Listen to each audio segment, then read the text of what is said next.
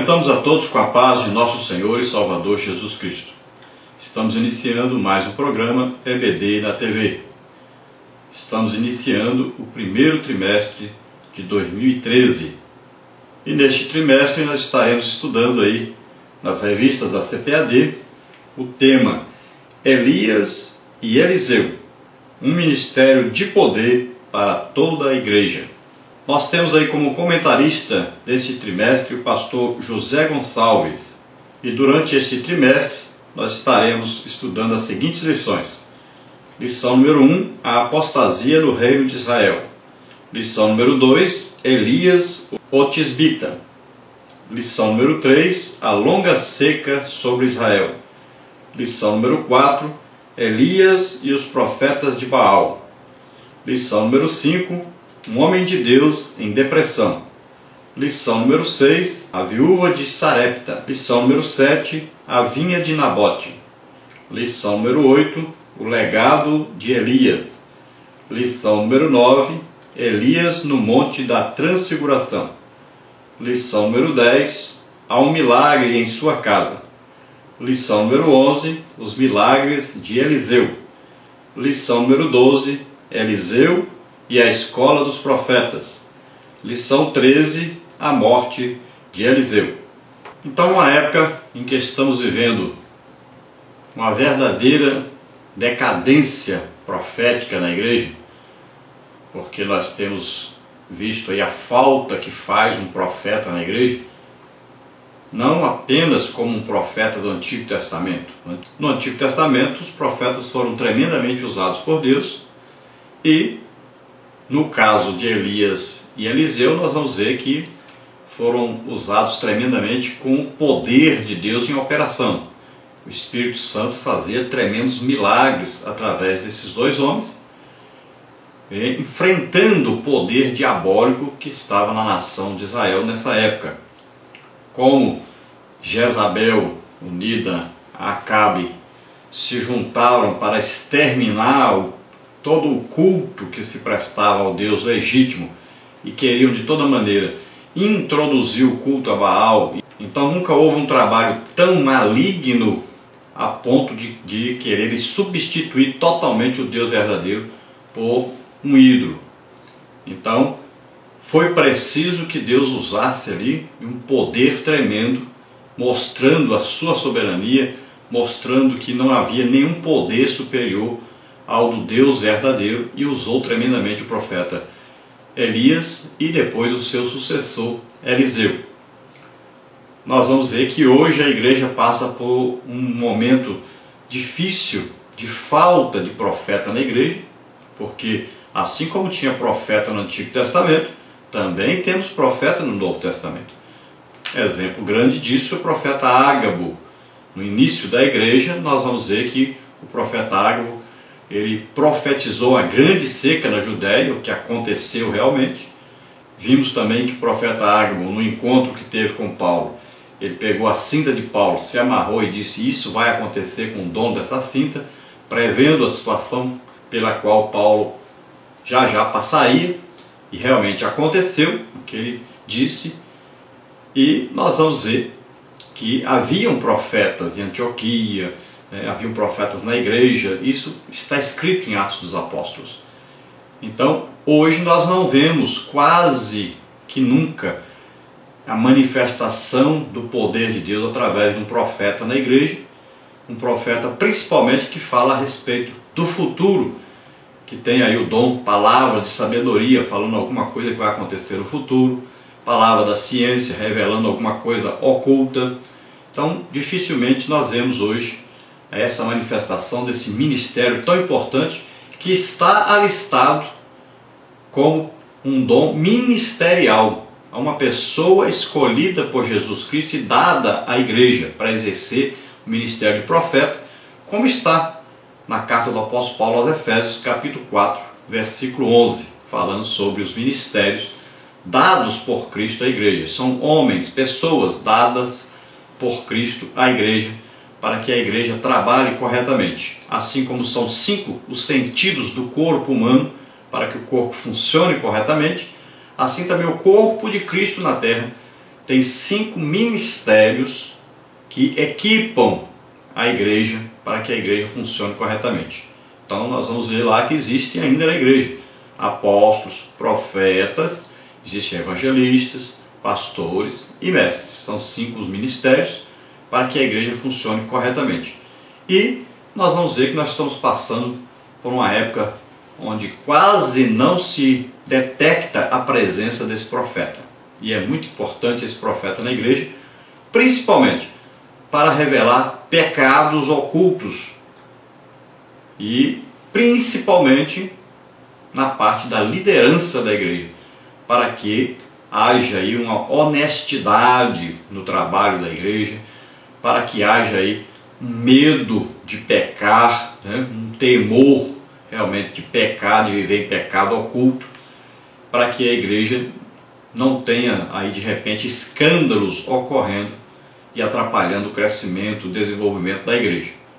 Mas com o estudo desse trimestre, eu creio que Deus está trazendo a nós aí uma palavra nesse sentido e cremos que Deus vai levantar profetas no meio da igreja para ajudar a igreja nessa última hora antes da vinda de Jesus Cristo, que será como fazer uma limpeza, né, na igreja, trazendo aí revelação de pecados ocultos, de situações ocultas que devem aparecer para que a igreja desenvolva realmente, para que a igreja seja liberta aí dessa mornidão espiritual pela qual a igreja está passando.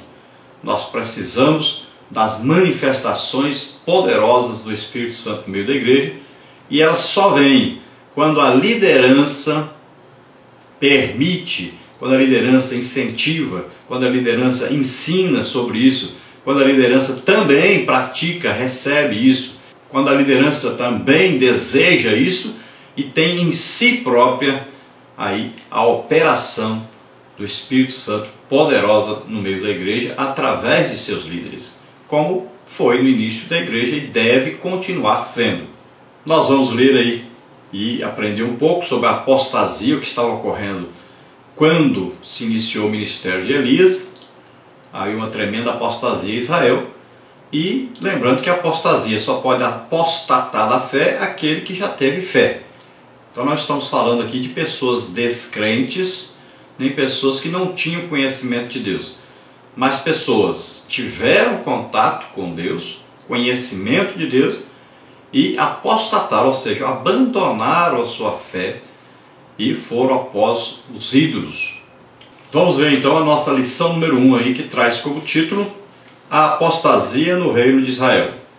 O nosso texto áureo está lá no primeiro livro de Reis, capítulo 16, versículo 31, que diz assim: E sucedeu que, como se fosse coisa leve andar nos pecados de Jeroboão, filho de Nebate, ainda tomou por mulher a Jezabel, filha de Etbaal, rei dos Sidônios, e foi e serviu a Baal e se encurvou diante dele. Então está falando aqui sobre o rei Acabe. Além de imitar os pecados de Jeroboão, ainda por cima casou-se com Jezabel, que não era de Israel, e ainda era uma serva de Baal, ou seja, serva de Satanás mesmo. Então veja aí que o casamento misto aqui trouxe para Israel um tremendo prejuízo, e nós vamos ver na história de Israel que esse casamento misto quase que fez com que todo Israel se corrompesse e adorasse a Baal e deixasse completamente de adorar o Deus verdadeiro. Na verdade prática, nós temos aí a apostasia na história do povo de Deus, é o perigo real e não uma mera abstração. Por isso, vigiemos. Então, se nós olharmos aí a história da igreja, nós vamos ver também que a igreja começou bem, aí na doutrina, na manifestação da palavra de Deus, doutrina dos apóstolos. Mas o que aconteceu com a igreja?